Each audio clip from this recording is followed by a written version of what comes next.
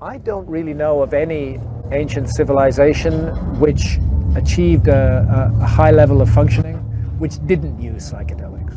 Psychedelics were astonishingly widely used in the ancient world, and used very carefully, with great attention being paid to what we now call set and setting. The ninth mandala of the Rig Veda is entirely devoted to singing the praises of Soma, and yet we do not know what Soma is or was.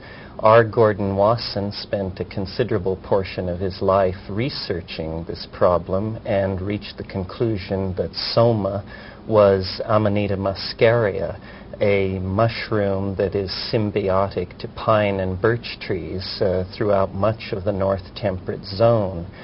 However, scholars have cast doubt on his identification of Soma. Some sort of plant substance was prepared and ingested by a priesthood who then used the ecstatic experience induced by that plant as the basis for all of their metaphysical and philosophical speculations on the nature of the universe. If you read the Rig Veda, all the Vedic hymns, out of 1,000, I think 990 are hymns to Soma. It is the blood of the gods, it's the vision of eternity, it's the white gleaming swan of eternity. It's like, but now in Hindu culture, Soma is just a milky drink.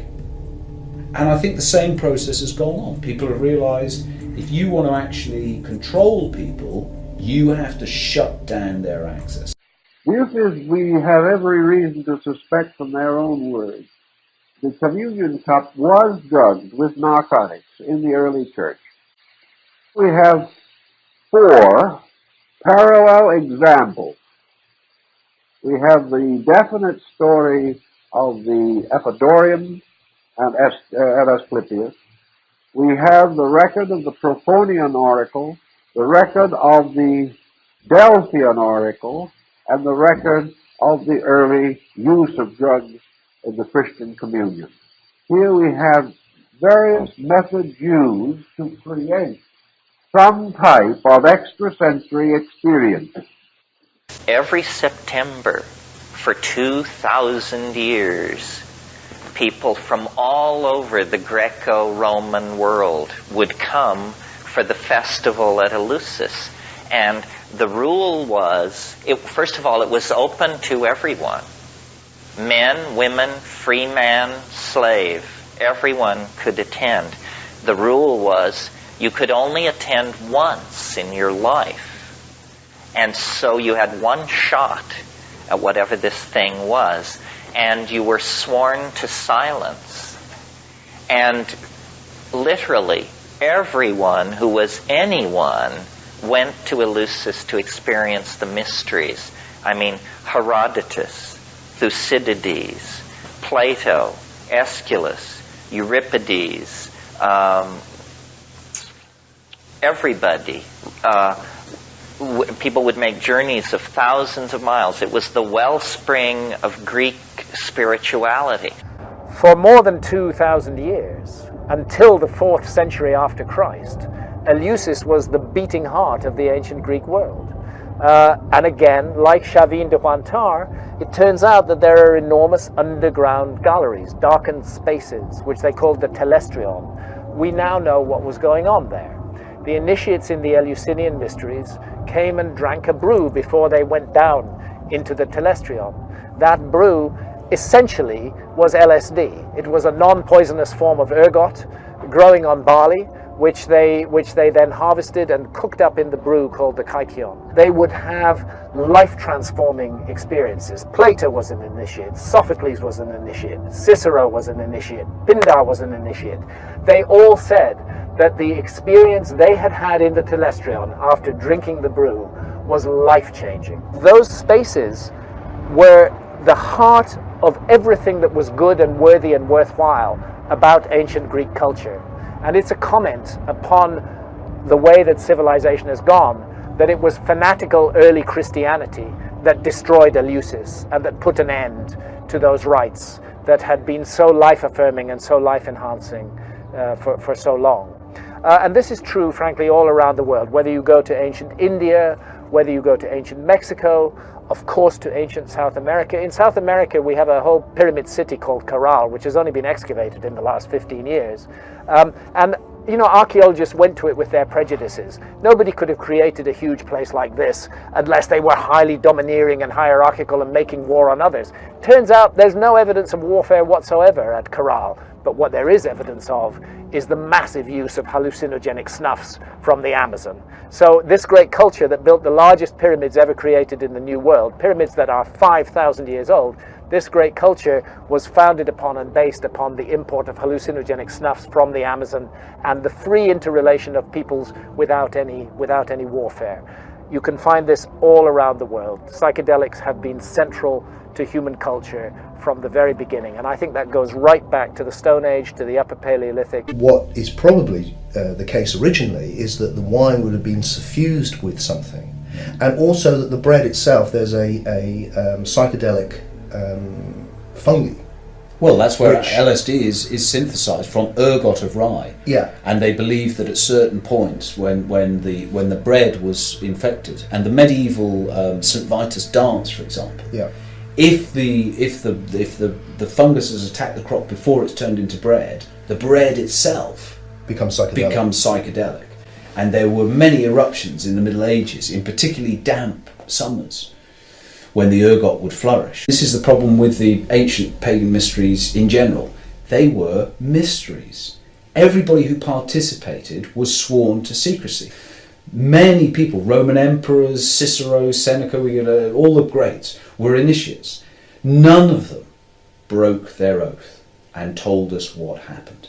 But we know that initiates drank a drink before they began on the sacred way to Eleusis. And the ancients were master pharmacopiasts. They knew all of the intoxicating, and it, as Tim says, it came out of the shamanic tradition. Whatever the mysteries of the Greeks were, they were not profane. These rituals were, as one of the early Christian converts declared, of the purest possible nature. There was nothing corrupt or decadent in them.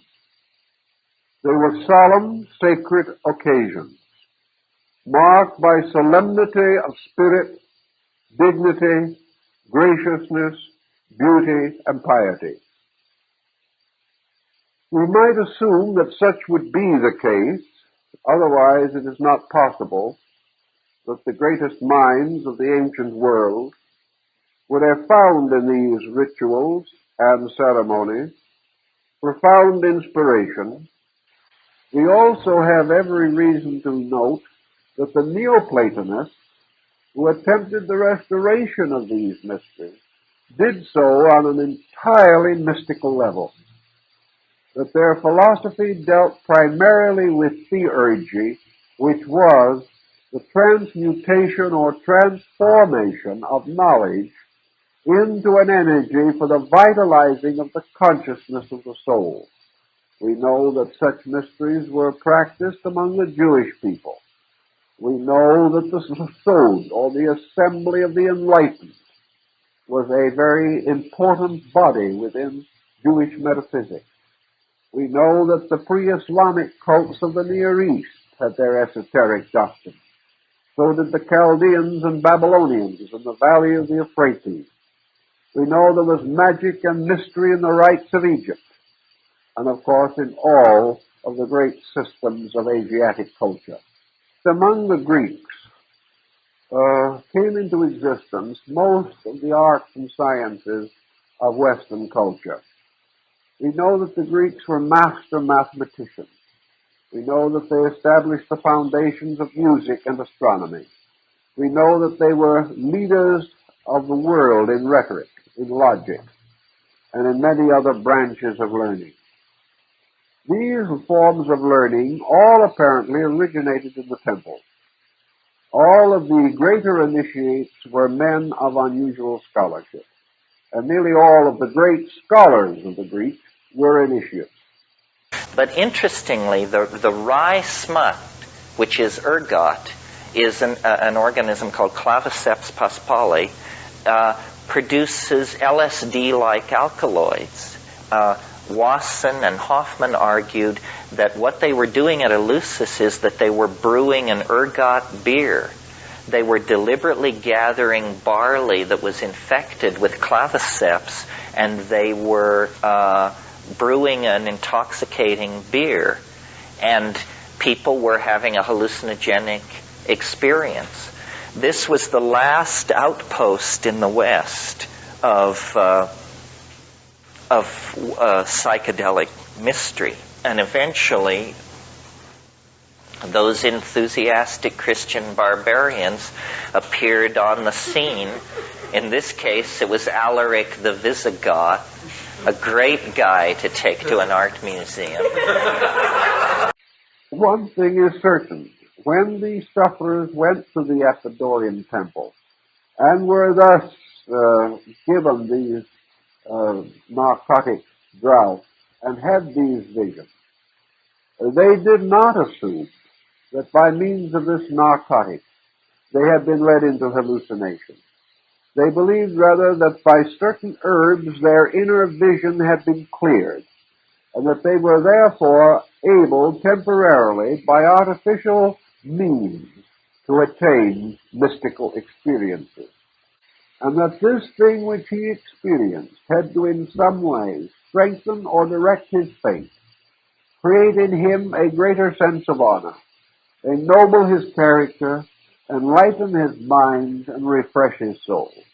There seems to be only one thing that could have been communicated in the Eleusinium, under its symbolism, by its rites, through its ceremonies, and perhaps through an absolute theophanic incident of some nature, a true theophany, a true experience, that in some way the candidate in initiation experienced the actual fact of life after death. But if in the Greek rituals, the myth of the dying god, the myth representing the death and resurrection of Attis, for whom, as for Adonis, the women wept at the gates of Jerusalem, if the mystery of the death and resurrection of the god was in some way closely associated with the mystery of the death and resurrection of human consciousness, then we have the element of a great Eucharistic mystery. We have the elements of a great resurrection rite, which we know these things were, but we know that they were rites of great rejoicing. They were not rites of fear or of intimidation. Those who came forth out of the mysteries came forth, their faces radiant as with the light of 1,000 suns, says one of the old rituals. These persons have been lifted up in some extraordinary way. Now, it is true that in the rituals the body was not disintegrated. But this perhaps also is not too important. For the important thing was the realization of a conscious existence separate from body. This may have been all that was needed or indicated. The sudden realization that the body and the spirit were not the same thing. The sudden realization that the life does not cease with the body.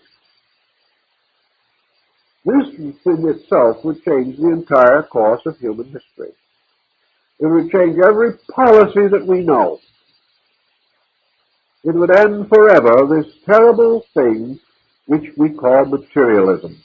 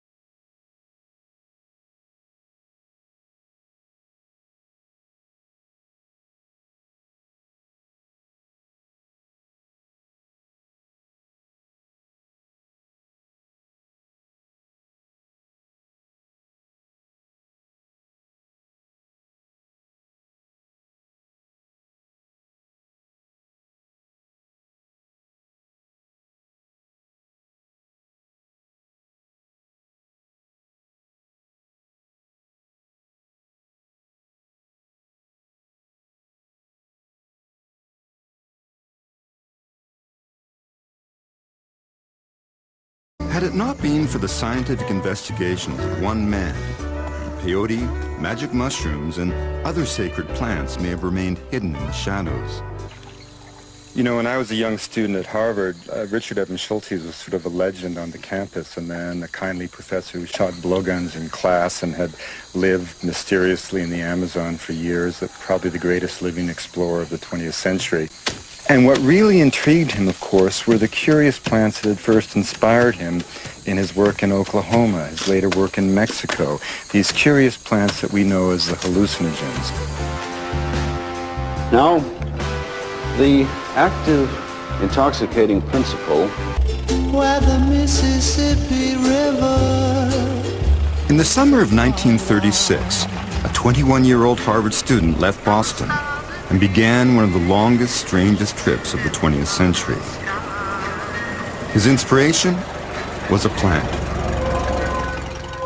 In an obscure German book, Richard Evans Schultes had read of a small hallucinogenic cactus that could induce otherworldly visions. Its name was peyote. He was so amazed he decided to drop everything to study it. He was inspired by his professor, Oakes Ames, director of the Botanical Museum, who encouraged students in his class to sample exotic stimulants and even distilled alcohol during Prohibition years. Ames provided the money to send Schultes 1,400 miles away to Oklahoma to unravel the secrets of peyote use amongst the Kiowa Indians.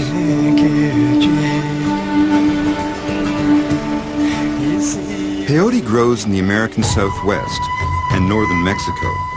For 3,000 years, the ancient peoples of Mexico used the cactus as a direct line to God.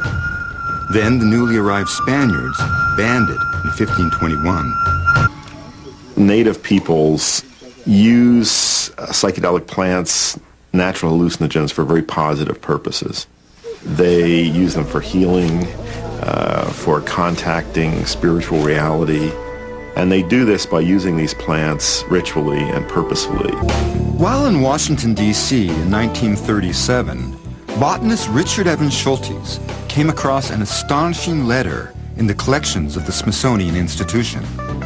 In the letter, a Mexican doctor, Blas Pablo Rico, made a passing reference to a long-lost hallucinogen, Tehuacatl, flesh of the gods, used by Aztec priests to commune with their creator. Pinned to a peyote specimen, Rico's letter stated that Tehuacatl was not peyote, as commonly believed, but was a mushroom still used by Indians in the mountains of Oaxaca. Schultes believed Rico and then convinced his professor Ames to fund his journey to Mexico to search for the true identity of the Aztec plant.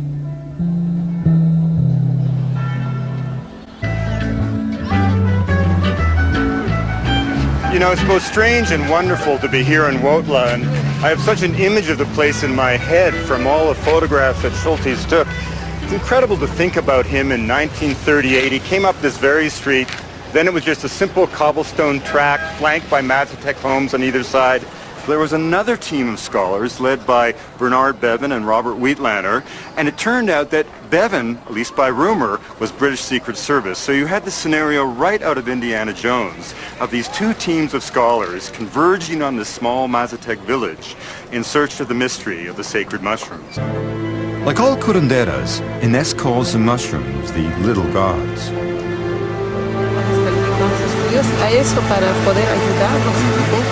Inés said that when I asked her what was the significance of the mushrooms, she said that, you know, we call them the little gods for a reason, that they in fact are, in a sense, little gods of the Mazatec.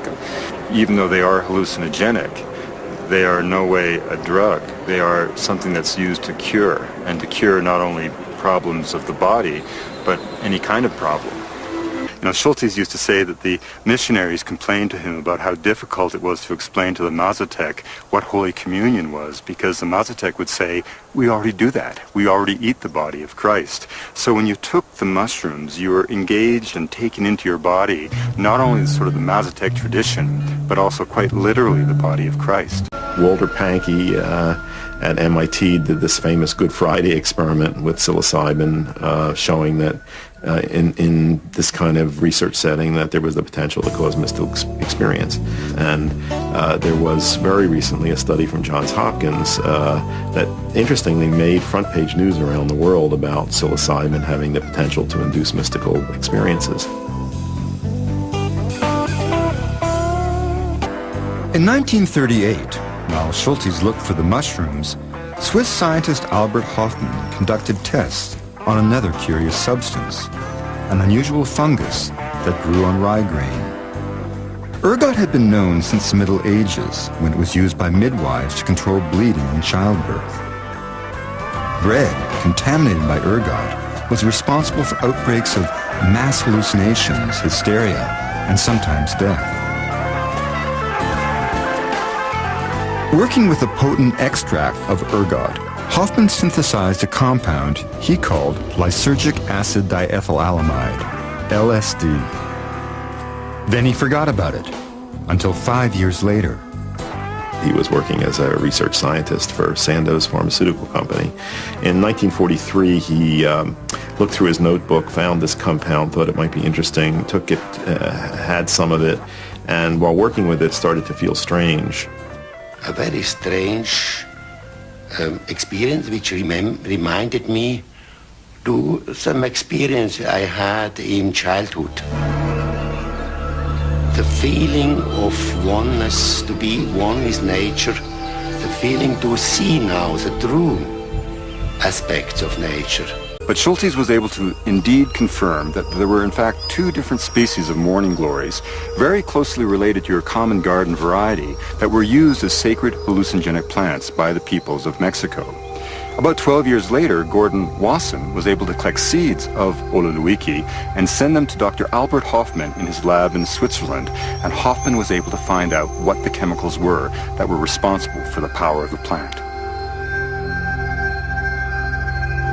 What Hofmann found was really extraordinary because it turned out that the key chemical constituents of the serpent vine were indole alkaloids nearly identical to LSD, which meant in effect that 4 years before Hofmann synthesized LSD in the laboratory, Schultes had found its counterpart in nature, in the seeds of a humble morning glory, long worshipped as a god incarnate by the ancient peoples of Mexico.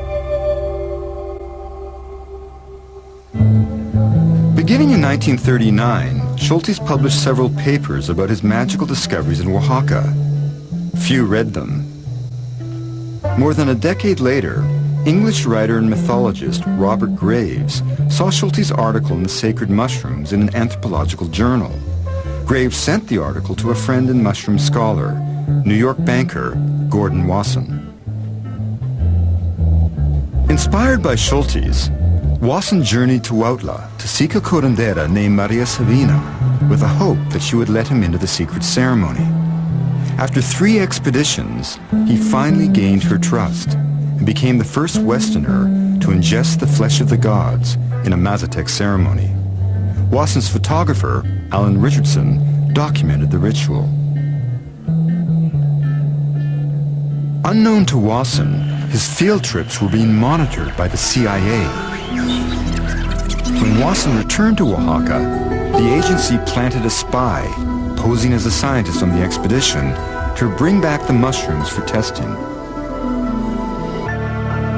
In 1941, Schultes received a grant from the U.S. National Research Council. His assignment? Travel to South America to identify the botanical source of curare poison. He entered the land of the Kofan Indians, the most notorious poison makers in the northwest Amazon. Here, among the Kofan, he also came upon the most powerful hallucinogen found in nature. The Kofan were sophisticated pharmacists, manipulating and combining plants with incredible dexterity and genius. His discoveries of more than a dozen curare ingredients added to the knowledge of the toxin, soon to be a standard addition to modern surgical anesthesia. All of these different admixtures that are put into it are what made the Kofan poison especially potent. There's at least 15 different separate species that formed part of the Kofan curare, the Kofan blowgun poison. The Kofan blowgun poison was then known throughout the whole region as the superior concoction. From the point of view of the Kofan, you go out into this extraordinary forest, you find all these different toxic plants, and you learn to combine them in ways that create powerful effects. It's just such an extraordinary level of genius. It's just unparalleled. Curare was just the beginning. The Kofan used plants to stun fish, heal the sick, and above all, alter perception. Their sacred hallucinogen, ayahuasca, or yahe, was a potion so sophisticated in its preparation that it would astonish the scientific world. First reported in 1851 by Schulte's great hero, the legendary plant explorer Richard Spruce, the exact ingredients and the ritual remained a mystery. Schultes learned that for the Kofan, yahe has always been a path to discovery. In the sense that the Western world uses, they're not hallucinogens or stimulants or any of these other things. For instance, for a Kofan, it's no surprise whatsoever when they look through a microscope and all of a sudden find a complete new world down there on the microscope slide. Because they knew it all the time. They knew that there were all these dimensions, all sorts of things that you can't see around you. The microscope is seen very much in the same way as yahe is seen. It's a means to be able to get to where you can see what's going on down there. You take it in your mouth, it tastes a little bitter, but so many other plants of the forest do. And so what were the clues? What allowed them to know, however many hundreds or even thousands of years ago, that you could take this, woody vine of the forest, combine it with this shrub, which is just, again, doesn't look like anything out of the ordinary. And yet inside the plants are these remarkable chemicals that, when combined in this unique way, create a kind of powerful synergistic effect. And it's really one of the great mysteries of all of ethnobotany, of all of the science of plants in the Amazon. We know, of course, how the chemicals interact.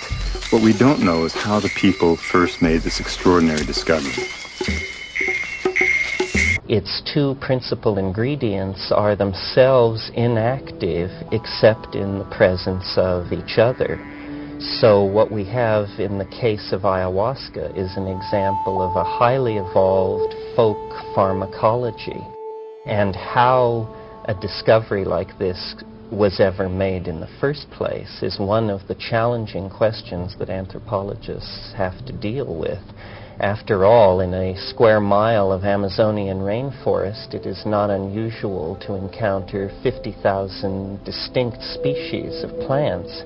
How then did these so-called primitive or pre-literate people make the connection between the combining of the bark of one with the leaves of another, boiled and put through a number of procedures to produce an intense visionary hallucinogen? This is an extremely interesting and, to this day, unanswered question.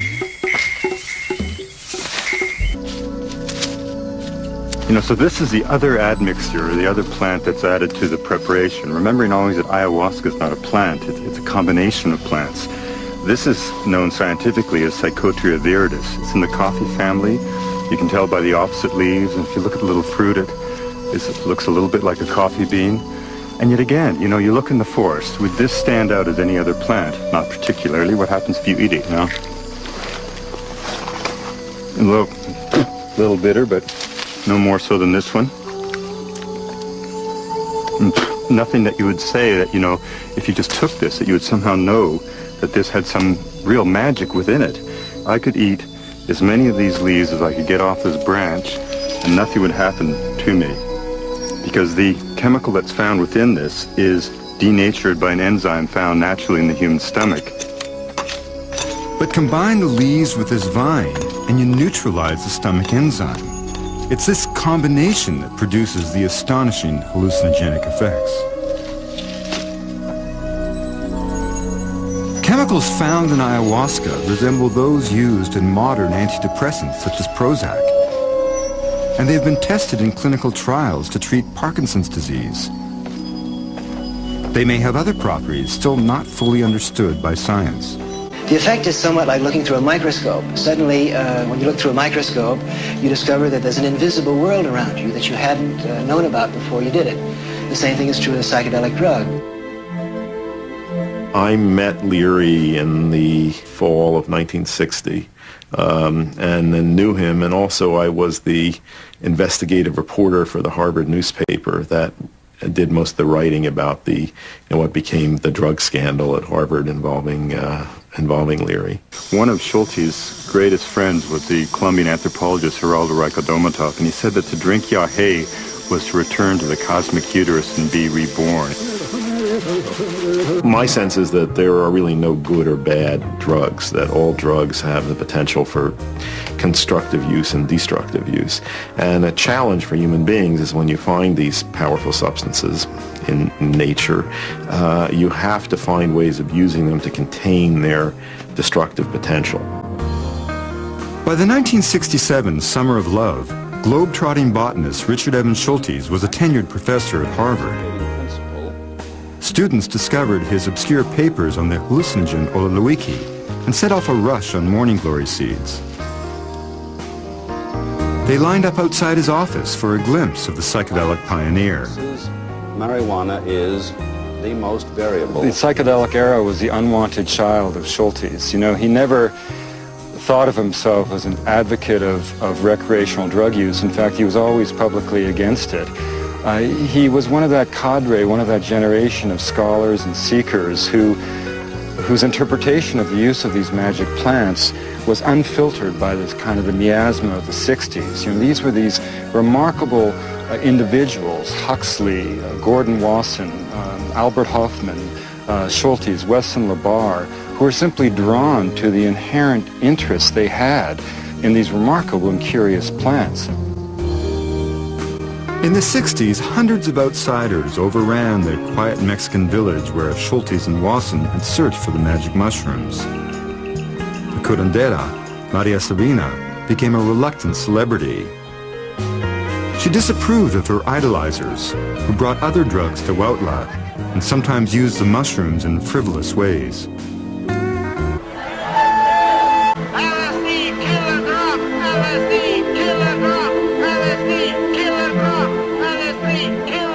The psychedelics are lumped with marijuana and heroin and cocaine in the category of bad drugs.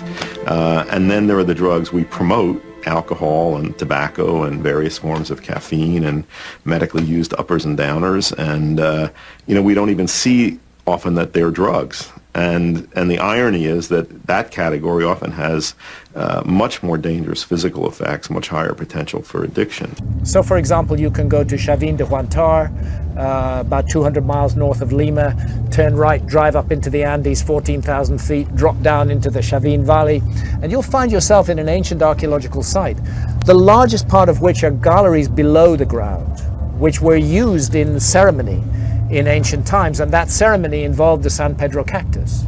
It involved, in which mescaline is the active ingredient.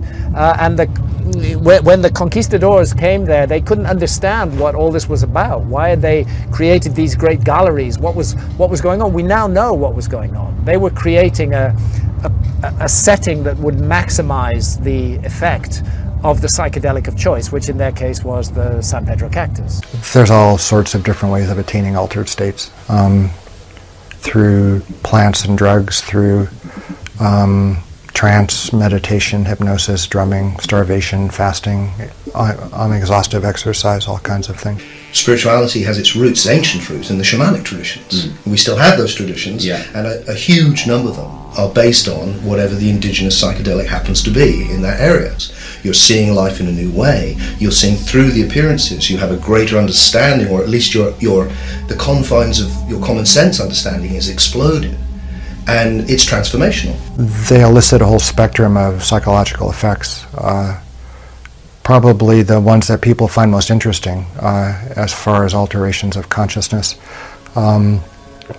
They have profound perceptual effects, emotional effects, cognitive effects, to have effects on your sense of self and on your relationship to your body and to your will. It's rare that people rush to repeat it, you know, over and over again regularly. It's not that you have a craving to take the drug. You have a curiosity about the experience, and then you learn so much from it, you know. But it's definitely not addicting. Quite the opposite. You know, psychedelics, as a rule anyway, tend to be taken sparingly. You know, once a week, once a month, once a year, as opposed to daily. Or, as you mentioned, alcohol, which has always been the drug of choice in Western culture.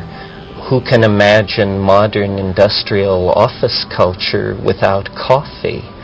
These are major drug dependencies that have placed their stamp on the lives of millions and millions of people. It's simply that we choose to linguistically define it in such a way that the effect is not something most people are cognizant of. It's funny that all of these things are lumped under one label, drugs. I come from a sort of a peasant family.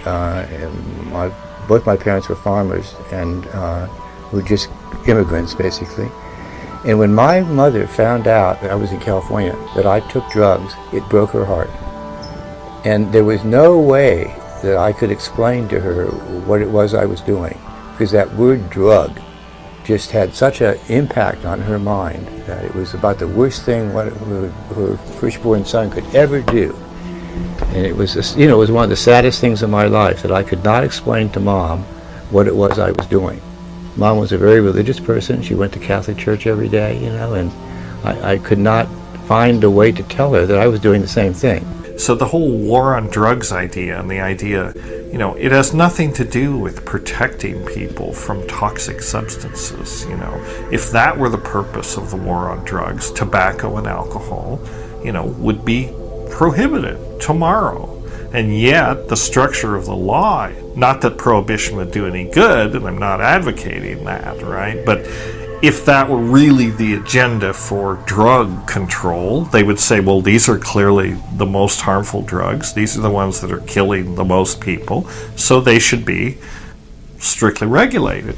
But in fact, the way the law is set up, the FDA is not even allowed to classify tobacco and alcohol as a drug.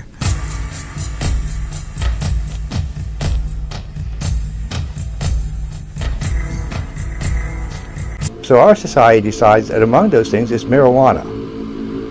That scientists should not be able to explore marijuana and MDMA and LSD and these certain molecules because there are things men should not know. And I think that's, as a scientist, that's laughable. And as I often like to say, if they, I got my degree in nuclear physics, and I like to say, if they trusted me with plutonium, why not LSD? My gosh. They actually cause people to question the cultural paradigms and say, well, you know, maybe this is not consistent with, you know, maybe the revelations of psychedelics are not consistent with what Hollywood and Wall Street and the government and Main Street and, you know, religions and all these institutions are dishing out. I personally don't believe that anybody has the right to tell you what to do with your own body or what thoughts that you can think. That if you do not have the freedom to decide what happens to your own body and your own mind, then you really don't have freedom at its most basic, essential level.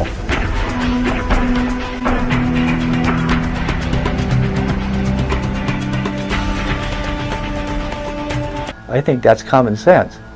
An enlightened society would take a look at these drugs objectively and say which ones can help. Our society's picked, for some reason, the absolute worst drugs to make as its standards. Potentially, psychedelic drugs could be for psychology what the telescope became for the science of astronomy. Entheogens actually are almost the opposite of an addicting drug, in that sometimes a person will only take an entheogen once and have a very powerful experience and actually be freed from some other addictions or habits that he or she might have. And in fact, in some ibogaine research, an African drug called ibogaine, people are being taken off of heroin and alcohol with some good success where other methods have failed.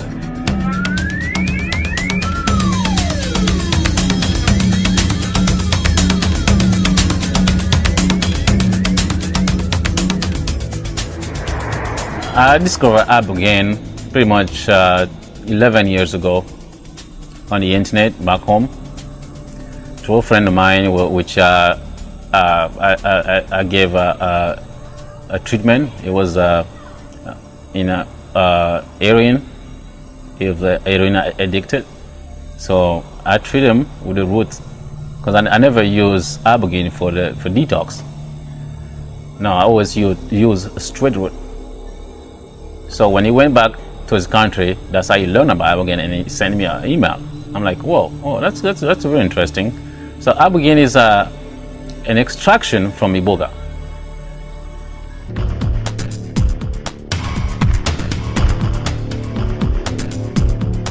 See, that's pretty much the reason why I'm here in the West. I didn't just decide to come here. I love my country, and we really peaceful there. You know, I would not just like leave my people, whatever I were doing, my family, just to come here to hang out. Now, I had a call from the Spirit to spread the roots, the word of the root, iboga, which is that's them talking with ibogaine, to spread in the world, because it's not just for Africans, it's for anybody who needs it. If it was just up to me, I would just like, okay, let's go from city to city, clean up the streets, clean up the houses. You know, we're gonna find those guys, with drug addict. We're gonna find them and heal them all. Because that's the only way. That iboga and ibogaine is a last call for anybody who really wants to get help.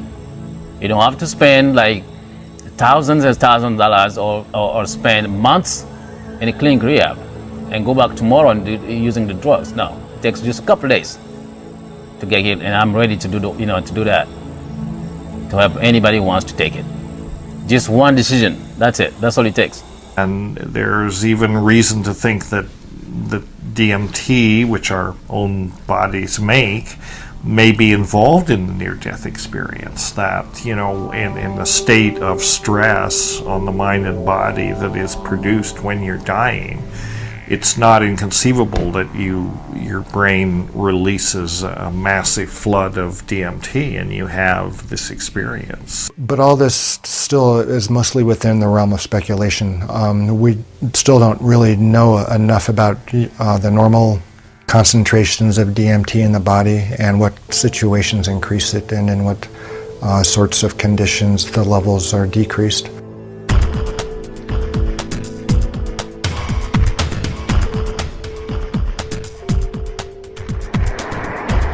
Where is DMT found in nature? Well, a better question would be where is it not found in nature? I mean, this is really interesting to me. The fact that DMT is so ubiquitous in nature, but the enzymes that convert tryptophan to DMT, there are two main enzymes in this process, are also universal.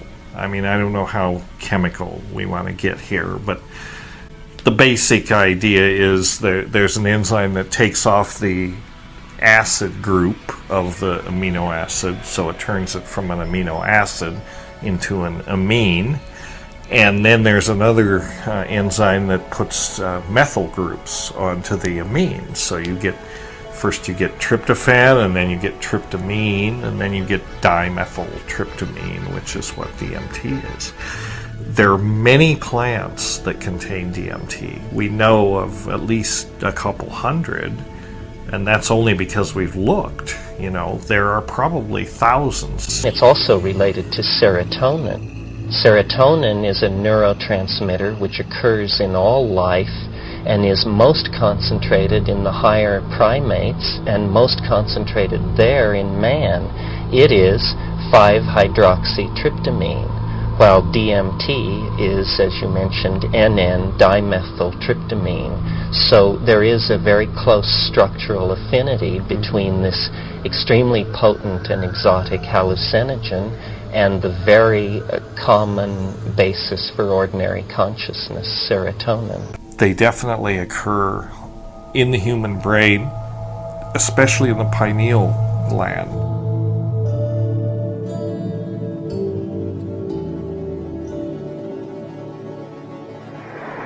Now it's come out, for example, that Crick's insight into the structure of DNA was assisted by LSD, and he reluctantly but finally admitted that was a big influence. And many computer scientists, Steve Jobs has said LSD's been very useful for his creativity. Kary Mullis, the Nobel Prize winner who figured out the PCR chain reaction, has been quite upfront about it.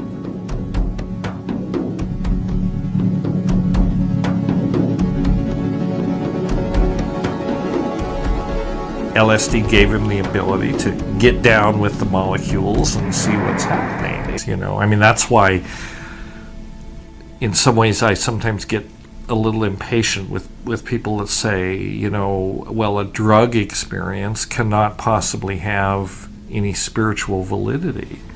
Well, I'm here to tell you that all experience is a drug experience. We're all on drugs all the time, largely because we're made of drugs, and that's what drives us. All these neurotransmitters and hormones moving around our brain, it's drugs. Psychedelics sort of make people aware of realms that are less material, that the real sort of, the really rewarding experiences are not necessarily what Wall Street or Madison Avenue or Hollywood wants to deliver to you. Those experiences, and they're synthetic experiences just as much as a drug experience is a synthetic experience, but they're usually tied with some consumerist, agenda. And they want people to be addicted to things. They want people to consume things, and not necessarily to drugs, but drugs will do. They want people to drink and smoke and all these things, and they want people to be addicted to their cars and computers and TV and all that. So, a lot of what it's about is kind of keeping people entertained and focused on these sort of corporately massaged, corporately created versions of reality.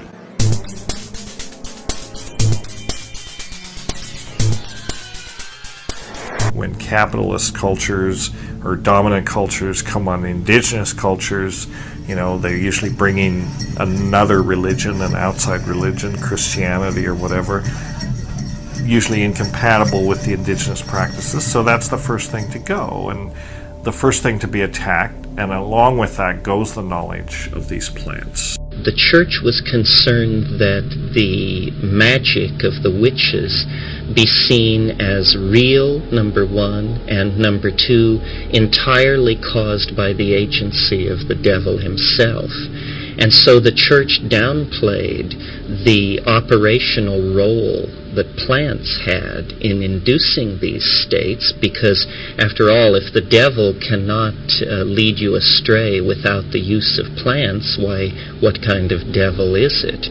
So in our own historical tradition, there is a curious blindness to the efficacy of hallucinogenic plants. The problem with the psychedelics is that they dissolve cultural programming, and hence inherently have a political charge about them. You know, they're ways of changing hearts and minds, so they are definitely very, very dangerous. But they can be used in a creative way to counteract kind of the toxic message that the mainstream culture puts out. In my research in Christianity was the use of the Eucharist. That is, going back to the Last Supper and Jesus' purported words at the time when he dipped the bread and said, "This is my body, eat it and have life in you. Unless you eat this, you will not have life in you. This is my blood," and he handed the cup of supposed wine and said, this is my blood, and unless you drink this blood, you will not have life in you. Unless you eat my body and drink my blood, you will not have life in you. And this is stressed over and over, especially in John, the book of John, in the New Testament. So what could this mean? Why degrade, ostensibly degrade a high spiritual experience by likening it to eating the flesh and blood of another human being? That seems counterintuitive and completely beside the point, unless these were symbols for something else, for another substance. And the Spanish Inquisition got to the New World, and they found these Aztecs, you know, eating mushrooms and having a jolly old time and having these ecstatic experiences and all that. I mean, as if that wasn't bad enough, but then they were calling it the flesh of the gods. Teonanacatl was the Aztec term for the mushrooms, which meant flesh of the gods. And this just enraged the clerics, and they just, you know, this was like so blasphemous, it couldn't be tolerated. And so they really, you know, reacted more brutally than they might have otherwise reacted to try to suppress this thing, because, you know, they just couldn't have this kind of thing. The parallels were too striking.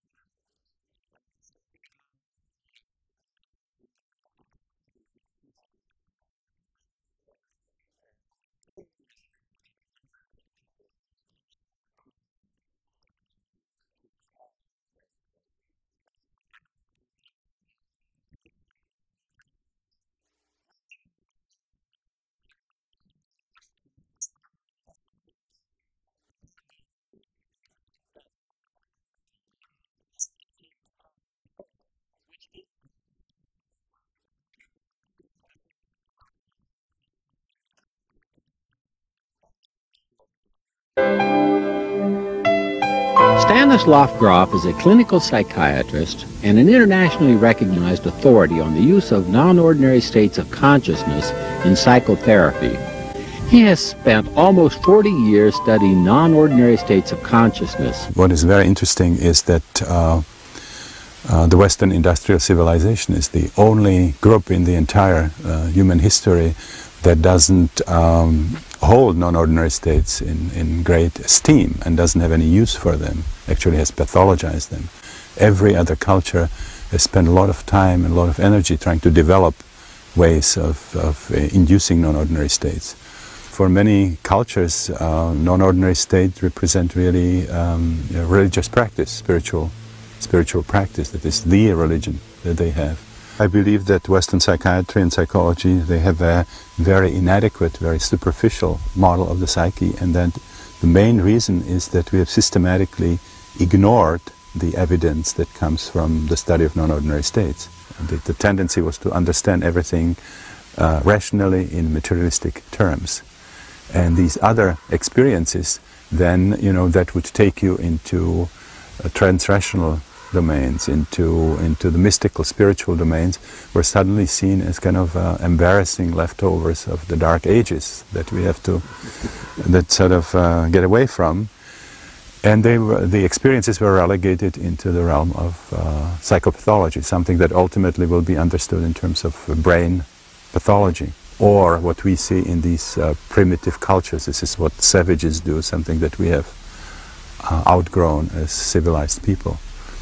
Whether we talk about these states in the context of comparative religion, for example, in the context of anthropology, what happens in healing rituals or shamanic rituals, whether we talk about it in the context of the great spiritual traditions, yoga, Taoism, Christian mysticism, Tibetan Buddhism, or even in terms of some modern discoveries. We have tremendous amount of data generated from thanatology, the experiences of people who come close to death. We have tremendous amount of data coming from psychedelic research, and yet they have not been taken into consideration. They have not been assimilated in mainstream thinking. It's as if this whole area simply doesn't exist. I tried very early in my psychedelic research, to create a cartography that would somehow have place for all the types and levels of experiences that come in non-ordinary states.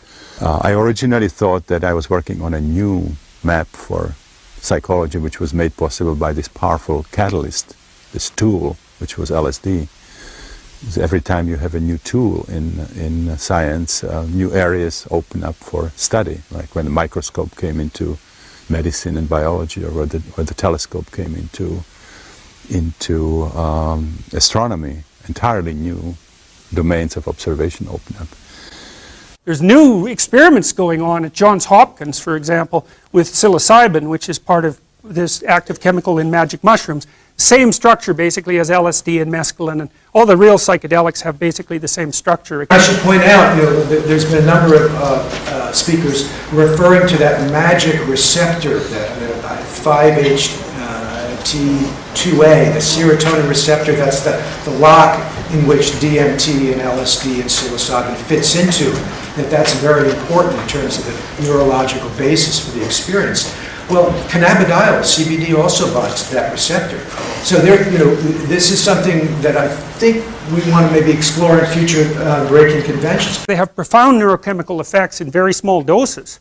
And the research group at Johns Hopkins has given psilocybin to research subjects, purified psilocybin, because they started the new experimentation with psychedelics, and that's been banned for like 40 years, because psychedelics were so terrifying to our culture. And so, but if you give people psilocybin and they have a mystical experience, which is very common among people who take these sorts of chemicals, then their personality transforms permanently, such that 1 year later they're 1 standard deviation higher in openness. And openness is the creativity dimension. And that seems to be a permanent transformation. And so that's really remarkable. And about 80% of the people who undergo the Johns Hopkins experiments report that the experience is like one of the 2 or 3 most important things that's ever happened to them. I worked for a little over 2 years on this map, and when I finally had it together so that it covered all the major types of experiences that we see in non-ordinary states, it also dawned on me that this was not a new map at all, that this was a rediscovery and kind of modern reformulation of a map that in various variations, modifications, existed really not for centuries, but possibly for millennia. This is what Aldous Huxley called perennial philosophy.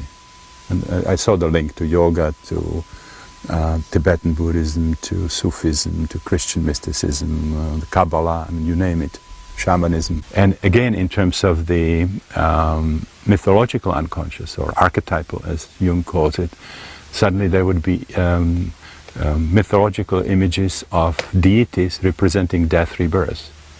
Because our own, model in this culture, the Judeo-Christian culture, would be Christ suffering, death on the cross, and then resurrection.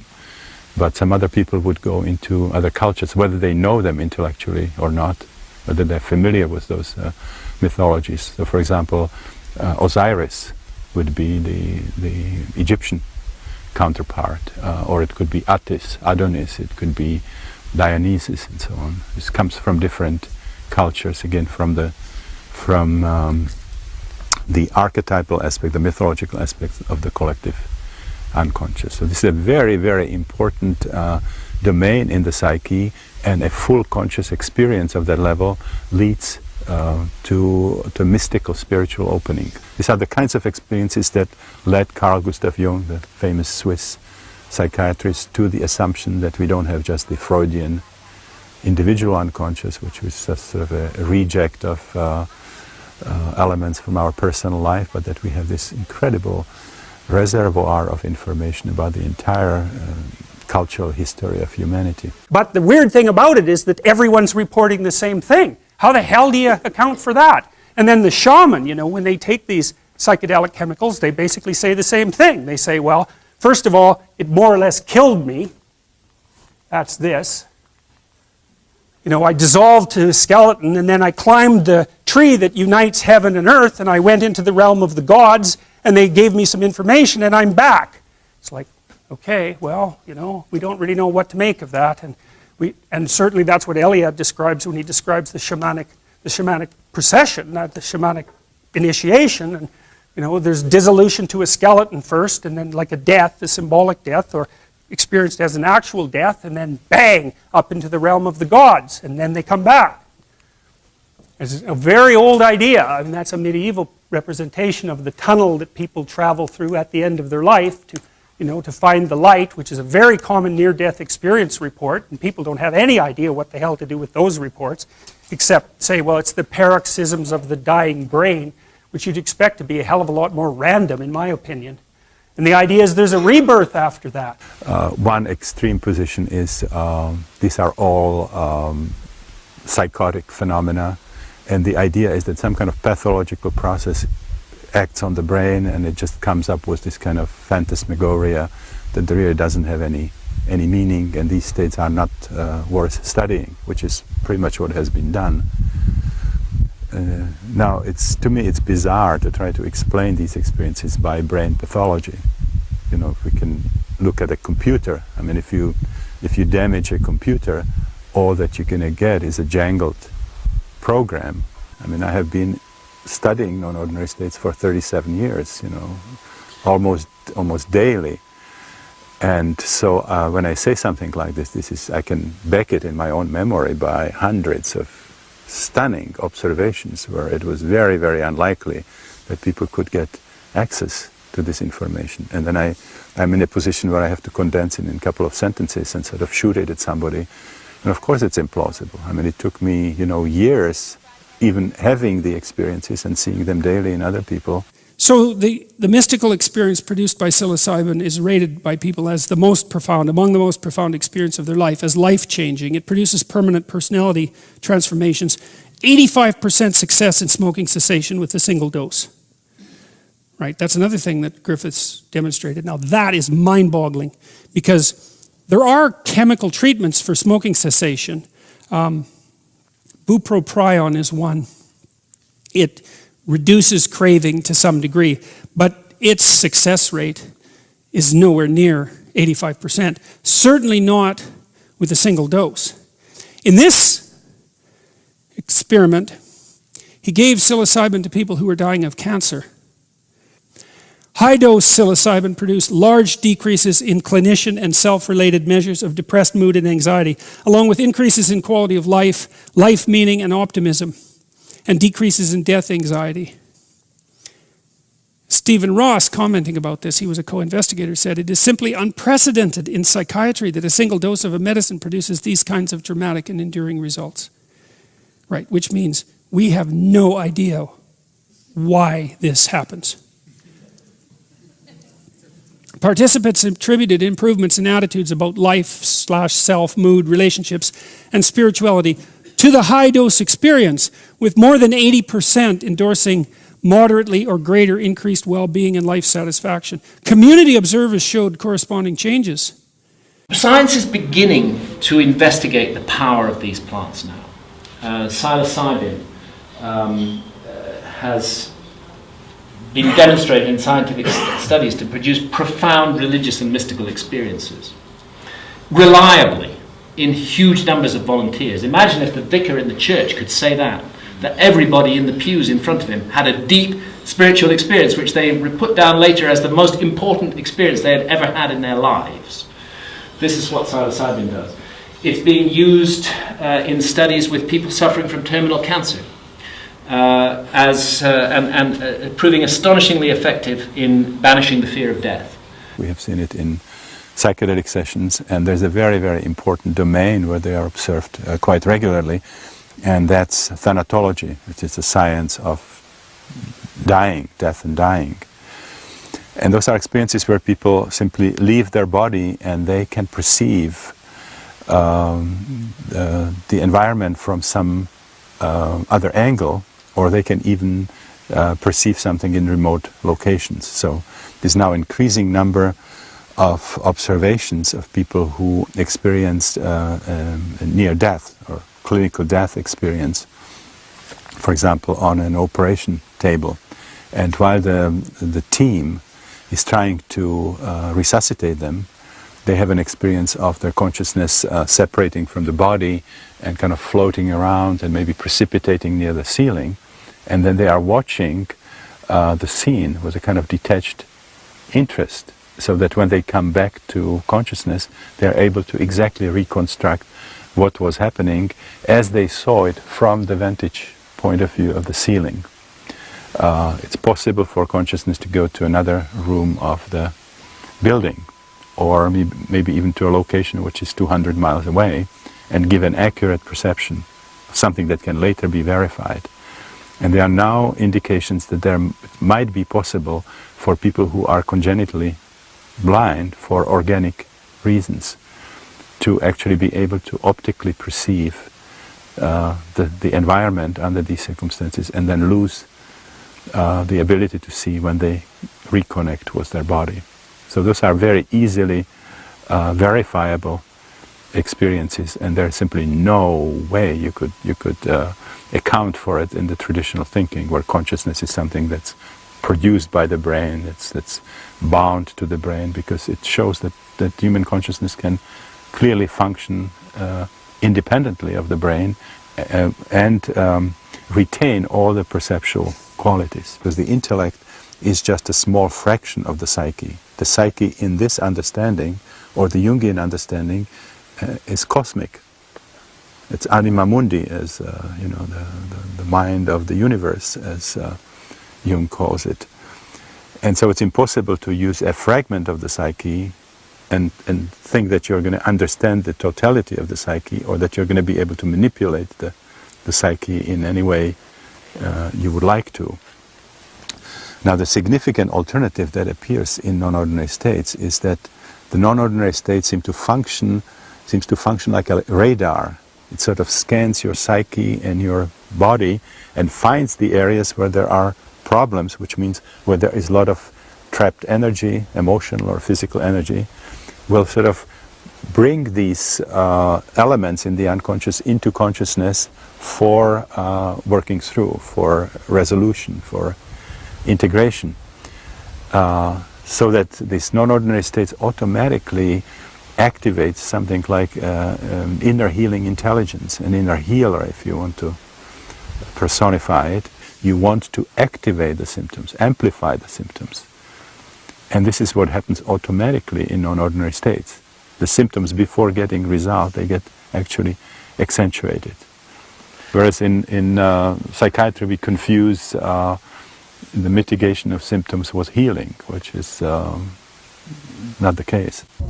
I'm not sure that everybody can get into those states using breath work or using the trance dance or using meditation or fasting. You know, there are many ways to get into those states, but not everybody can access a deeply altered state of consciousness. And for those of us who can't access a deeply altered state of consciousness by dancing around a fire for 24 hours, mind you, I don't know if I can or can't because I've never danced around a fire for 24 hours, but the plants are there. They're our allies. They are available to us to access those states if there's no other way for us to access them.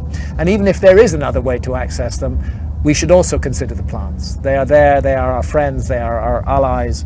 Some people say, I've heard people despise the plants and say, oh, you should be able to reach your deeply altered state of consciousness by entirely natural means. Hang on, what's more natural than a plant? Really? I mean, we are creatures of this earth. The plants have co-evolved with us. Why would we regard meditation or the trance dance as a superior way of act? There's not a superior way. There is no superior or inferior. There is just generous nature, bountiful nature, which has equipped us with many ways to reach the states of consciousness that allow us to transcend and to understand what it is we're involved in here. Because there are these negative associations, because people immediately start thinking of drugs, they immediately start thinking of weird people, the subculture, all this kind of thing, and there's a serious side to it. Sometimes it's very hard to get across to people the serious side of it. But if you look at the history of these mushrooms and other entheogenic substances like ayahuasca, they have a rich, noble history. So the problem with the West is we haven't really integrated them into culture, so they get a bad rap, and it's unfortunate, and I experience it all the time. You learn to live with it, and you basically learn to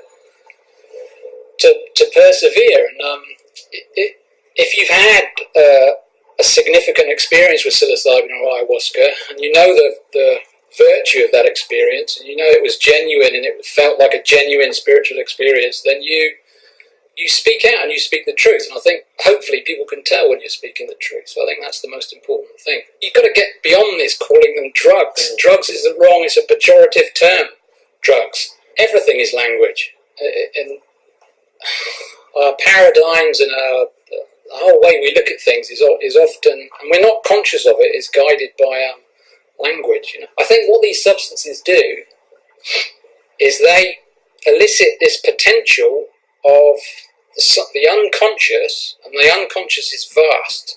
If you think of how big the unconscious must be, all the places you've been, all the people you've met, all the experiences you've had, terabytes and terabytes of like 1 billion movies, all that information in there. And it's not like a static retrieval system, it's like a living thing, the unconscious, I think. And it seeks this living thing, living unconscious, this organisation that's just below our conscious awareness. I think it seeks coherency, and it wants to, like a minimal energy state, if you like. So when there are things that need resolving, loose ends and issues that you need to resolve, bad relationships and all this kind of thing, that's why a lot of people go to Peru to take ayahuasca, because they've got problems in their lives and they want to help resolve those. The unconscious wants to resolve the things, and I think what psilocybin and ayahuasca do, they facilitate this self-organising potential of the human psyche, or the unconscious part, to organise itself and gain health. Stan Groff talks about, he coined the word holotropism, and said that the human psyche was holotropic, and holotropism means moving towards wholeness.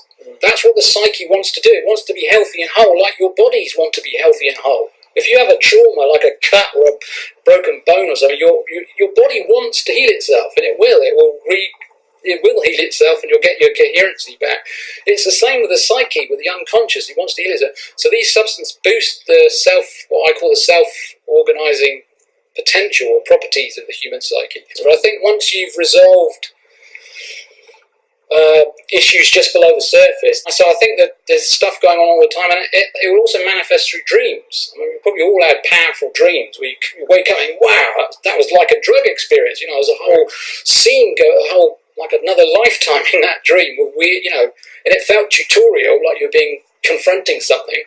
Again, that's the unconscious and the higher self. So I think the higher self is just a term that I like at the moment, and I use it. Well, in discussions like this, research is going on right now in America. Three different universities in America, they're doing psilocybin research, and a lot of it is to do with the therapeutic application of psilocybin for people who are dying. So you've got 6 months left to live. They're finding it useful because people can resolve issues. People often say ayahuasca is just a shortcut to enlightenment. I'm sorry, that's not the case. Ayahuasca will show you where you've gone wrong. That's where the work begins. That's not where it ends. The work begins there, in then putting your life right and becoming less toxic, more helpful, more loving as a person. And that's a lifetime of work. Overcoming a lifetime of bad habits is not an easy thing to do. Ayahuasca is incredibly effective for getting people off addictions to hard drugs. Ayahuasca itself is not addictive. Far from it. But the final implication, and the one that's most interesting to me, is this. The fact that psilocybin can occasion most people studied mystical type experiences virtually identical to those that occur naturally suggests that such experiences are biologically normal. And it raises the question, why are we wired to have these salient, felt to be sacred experiences of encountering ultimate reality, of the interconnectedness of all people and all things, experiences that are arguably provide the very basis of our ethical and moral codes common to all the world's religions? Well, I think there's something about the mystical experience that relates intimately to the very nature of consciousness.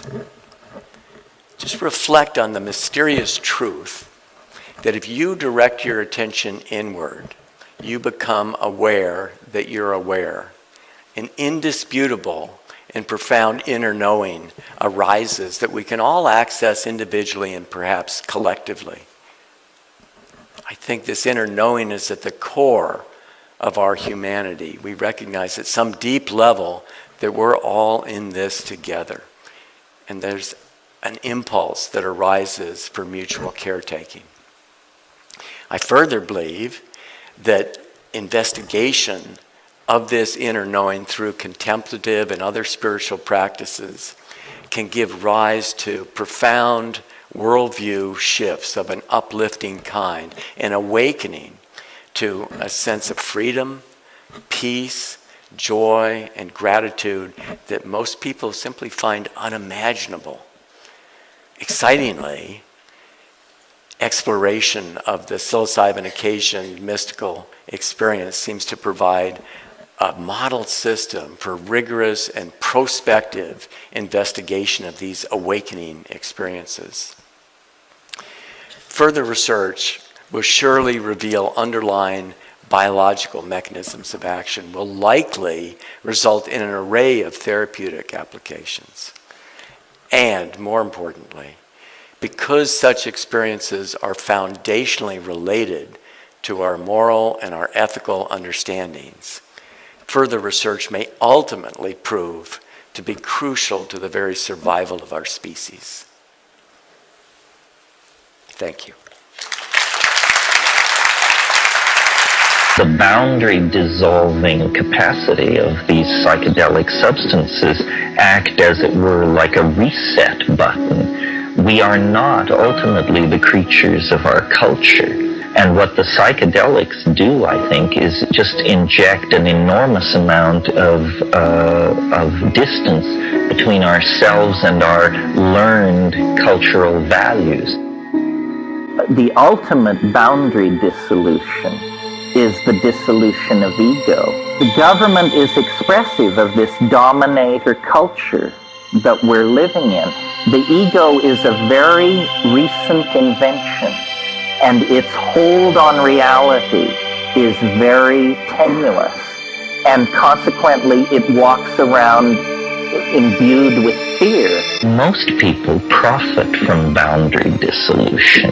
It introduces them to the wider horizon of reality.